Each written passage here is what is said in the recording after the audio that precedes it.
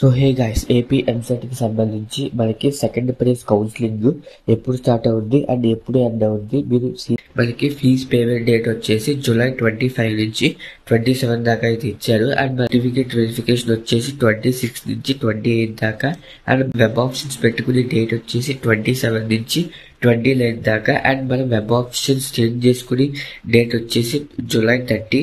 And మనకి seat allot అయ్యేది August 1. And మనం సెల్ఫ్ రిపోర్టింగ్ చేయాల్సిన డేట్ వచ్చేసి August 2 నుంచి August 5 దాకా.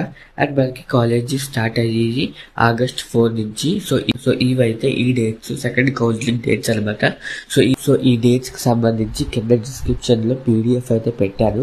సో ఆ PDF డౌన్లోడ్ చేసుకుంది మీరు ఎప్పుడు కావాలంటే అప్పుడు ఆ డేట్స్ అయితే చూసుకోండి, ఎప్పుడు స్టార్ట్, ఏం చేయాలి అనేది. సో ఏం వీడియో అయితే చూడక్కర్లేదు.